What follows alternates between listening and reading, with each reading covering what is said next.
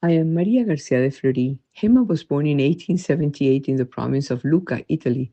Her father was a pharmacist. When she was 8 years old, her mother died, followed by her brother Gino, who was a seminarian at 18 years, and her father 3 years later, leaving her a lonely life and facing many financial difficulties. The Eucharist was her center. From a very young age, she had a fervent desire to receive Jesus in the most holy sacrament. She dedicated herself to prayer, penance, and service to those in need.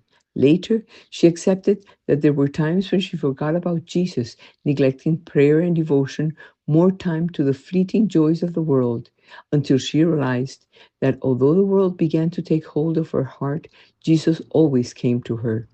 Through his mercy, she was freed from falling into great temptations. From her adolescence, Hema began to suffer from a series of illnesses.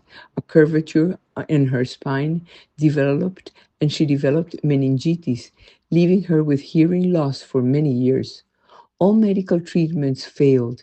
Hema began to have devotion to the venerable Gabriel of Our Lady of Sorrows, a very popular Italian Passionist saint who died young while he was still in training, and to him she entrusted her ailments.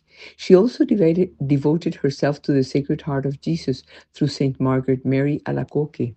In the winter of 1898, she was suddenly and miraculously cured of all these illnesses. These trials, the mockery of the people, and the scorn allowed Hema to make great progress in her spiritual life. She clearly felt the presence of her guardian angel and spoke with Jesus and Mary until she was granted the gift of the stigmata.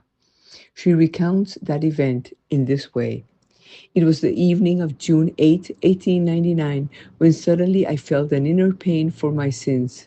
Jesus appeared, all my wounds were open, but from those wounds blood no longer flowed.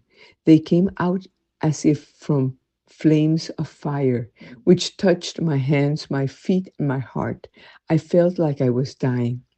The similarity of this description to that given by St. Pio de Pietrelcina regarding his stigmatization, which occurred on September 20, 1918, is striking. The deep wounds on Hema's hands, feet, and side reopened every Thursday at 8 o'clock at night and on Fridays at 3 o'clock in the afternoon. And this rare phenomenon was accompanied by ecstasies. To hide her wounds, she wore gloves. Let us keep in mind that the stigmata are a gift from God, but at the same time, they are very strong participation in the cross of the Lord because they hurt and because they normally create much contradiction, much persecution from those who don't understand them. Faced with this mysterious phenomena, the neighbors of Lucca, where Gemma lived, began to call her the child of grace. She was a young woman who grew rapidly and matured through the experience of pain. Her reputation for holiness grew, and many who visited her out of curiosity left transformed in spirit. She became paralyzed in both legs at the age of 20. In the face of trials, she remained undeterred and resolved to deepen her union with Christ's passion. At 23, she offered herself as a victim to the Lord for the salvation of sinners. She died at the age of 25 on April 11, 1903.